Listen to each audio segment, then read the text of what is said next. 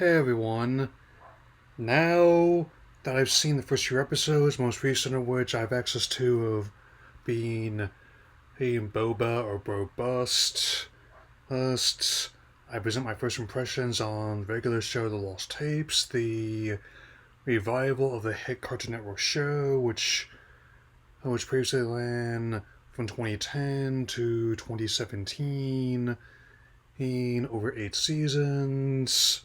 And this revival takes place chronologically a, between and before the events of the final seasons, and though I'm not going to explain the extra meaning behind the lost tapes themselves, let's just say it's another example of how I found it amusing that they're willing to thumb their nose at the practice of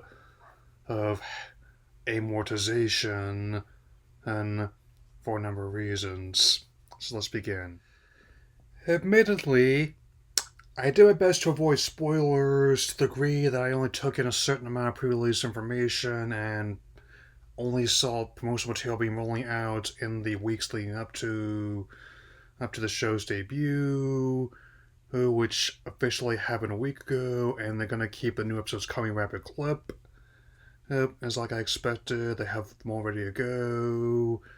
Oh, and I definitely appreciate the tonal consistency, especially in terms of some of the more out there jokes and pop culture references that through a series of misadventures they may try to make it yourself hovercraft, but end up getting mistaken for aliens by the authorities, which, given the current state of things, is not really a stretch. I would say nor would wanting to call an airstrike with something as trivial as not understanding the appeal of Hall and Oates mean.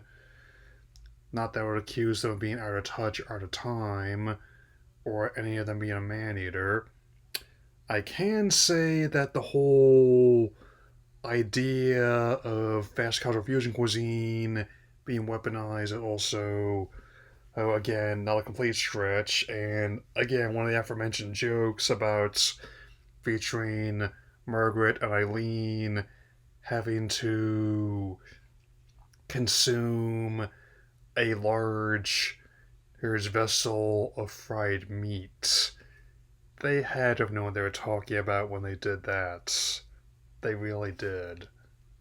Again, it definitely makes sense they do it like this, given how they still show the original run fairly frequently, which is still quite popular with not only people of my persuasion and age, but also with kids as well. So it definitely made the most sense to do it like this, and I'm definitely gonna keep watching, to say the least.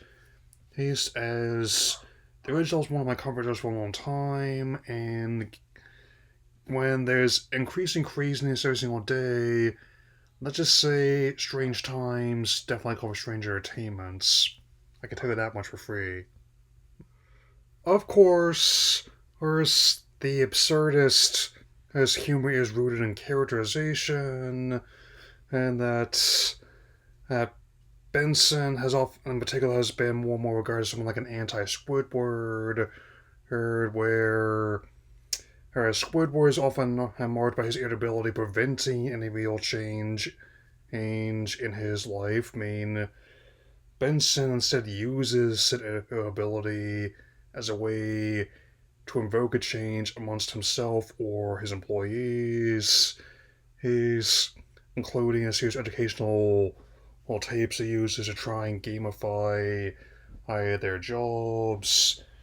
Who and the instructor of Ember bears a resemblance to the he character we speak and who I'm only fairly recently found out was composites, and it actually is not a bad idea for one's nap spot to be in an old playground, even if your typical one won't lead to some Monty Python silliness as in terms of the animation. And I can definitely say that I'm willing to see more.